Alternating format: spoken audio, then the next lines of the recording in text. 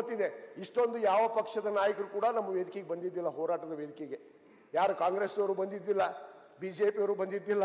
ಆದ್ರೆ ಇವತ್ತು ನೀನು ನಿನ್ನಿಂದ ಘಟನೆ ನೋಡಿದ್ರಿ, ಎಲ್ಲಾ ಬಿಜೆಪಿಯವರೇ, ಬಿಜೆಪಿ ಮಯ ತುಂಬಿತ್ತಲ್ಲ ವೇದಿಕೆ, ತುಂಬಿತ್ತದು. ಏನು ಯಾಕೆ ತುಂಬಿತ್ತು? ಇದನ್ನ ರಾಜಕೀಯವಾಗಿ ಒಂದು ಮುಖ್ಯಮಂತ್ರಿಗಳನ್ನ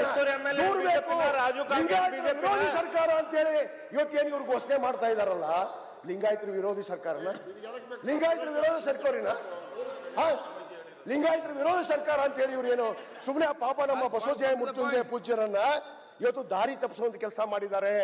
ಕೆಲವಷ್ಟು ನಾಯಕರು ತಮ್ಮ ಪಟ್ಟಬದ್ಧ ಹಿತಾಸಕ್ತಿಗೆ ಸಮಾಜವನ್ನ ಬೇರೆ ಕಡೆಗೆ ಒಯ್ಯುವಂತ ಯತ್ನ ನಡೆದಿದೆ. ಇದು ನಮ್ಮ ಸಮಾಜದಲ್ಲಿ ಸಾಧ್ಯ ಇಲ್ಲ ಅನ್ನೋ ಮಾತನ್ನು ಬಹಳ ಸ್ಪಷ್ಟವಾಗಿ ಈ ಸಂದರ್ಭದಲ್ಲಿ ನಾನು ಹೇಳಕ್ಕೆ ಇಚ್ಛೆ ಪಡ್ತೀನಿ. ಬಂದು ಮಾನ್ಯ ಅಧ್ಯಕ್ಷರೇ, ಇವತ್ತು ನಮಗೆ ಸರ್ವೋಚ್ಚ ನ್ಯಾಯಾಲಯದಲ್ಲಿ ತಡೆಯಾಜ್ಞೆ ಇದೆ. ನಾವು ಮಾನ್ಯ ಮುಖ್ಯಮಂತ್ರಿಗಳು 3 ಬಾರಿ ನಮಗೆ ಸಮಯವನ್ನು ಕೊಟ್ಟರು, 3 ಬಾರಿ ಚರ್ಚೆಯನ್ನು ಮಾಡಿದ್ವಿ. ಇದೇ ಸುವರ್ಣಸೌಧದಲ್ಲಿ ಚರ್ಚೆ ಆಯ್ತು, ಬೆಂಗಳೂರು ಅವರ ಗೃಹ ಕಚೇರಿಯಲ್ಲಿ ಚರ್ಚೆ ಆಯ್ತು. ಅಲ್ಲಿ ಬಹಳ ಸ್ಪಷ್ಟವಾಗಿ ಹೇಳಿದ್ದಾರೆ, ಹಿಂದುಳಿದ ವರ್ಗದ ಆಯೋಗದ ಪೂರ್ಣ ಪ್ರಮಾಣ ವರದಿ ಬರೋವರೆಗೂ ಸರ್ಕಾರ ಮೀಸಲಾತಿಯನ್ನ ಮಾಡುವಂತ ಹಕ್ಕೇ ಇಲ್ಲ, ಅಧಿಕಾರವೇ ಇಲ್ಲ.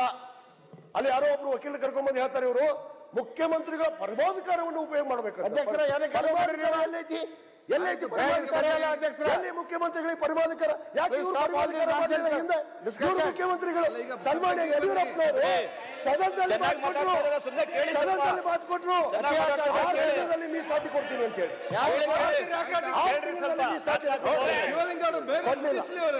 ಮಾನ್ಯ ಅಧ್ಯಕ್ಷರೇ,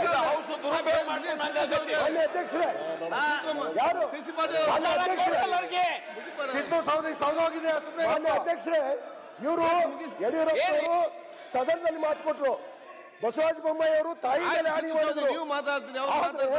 ಇವತ್ತು ಮೀಸಲಾತಿ ಸಿಗುವಂತ ಇದು ಆಗ್ಲಿಲ್ಲ.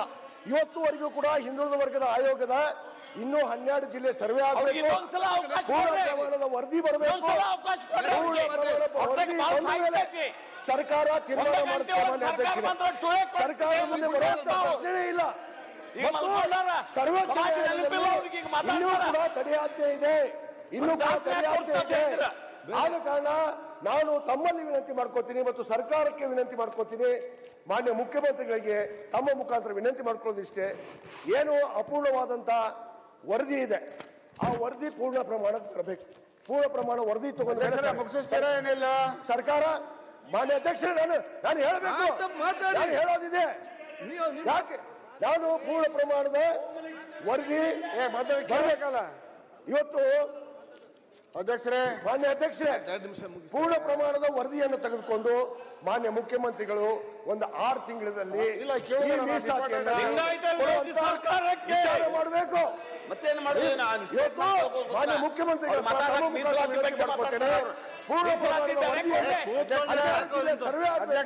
ಪೂರ್ಣ ಪ್ರಮಾಣದ ವರದಿಯನ್ನು ತೆಗೆದುಕೊಂಡು ಶೀಘ್ರವೇ ನಮಗೆ 2A ಮೀಸಲಾತಿ ಬೇಕು. ನಾನು ಸದನದಲ್ಲಿ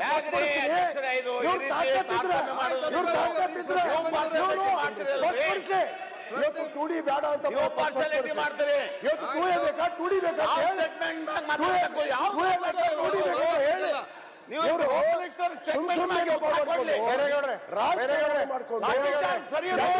ಹೇಳಿ.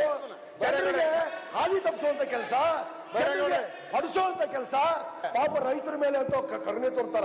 ನಾವೆಲ್ಲ ರೈತರ ಮಕ್ಕಳ ಮಾನ್ಯ ಅಧ್ಯಕ್ಷರೇ, ಇವರಿಂದ ಕಲಿಬೇಕಾಗಿಲ್ಲ. ನಾವು ಆದ್ರೆ ರೈತರನ್ನು ಹೊಡೆದ್ರಲ್ಲಪ್ಪ, ನೀವು ಹುಚ್ಚರಕಣ ಮಾತಾಡ್ತೀರಿ, ನಾಯಕ ಹುಚ್ಚರಕಣ ಮಾಡಿ ನಿಮಗೂ ಹುಚ್ಚರತಿ ರಾಜಕೀಯ ಮಾಡಕತ್ತೀರಿ. ಪಾಪ ರೈತರ ಕೂಡ ಹೊಡಿಸಿದವ್ರು ನೀವ, ರೈತರ ನೀವು ಸರಿಯಾಗಿ ಮಾತಾಡ್ತೀರಿ.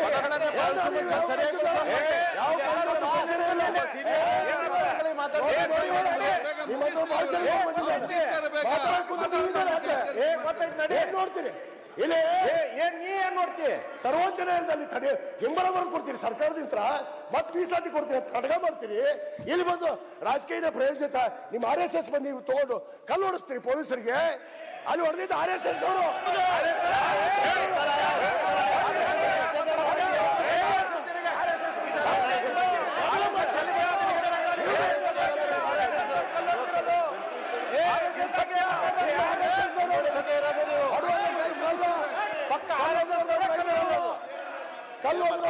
ಚಡ್ಡಿಗಳು ಮಾನ್ಯ ಅಧ್ಯಕ್ಷರೇ, ಸತ್ಯ ಹೇಳ್ತದ್ರೆ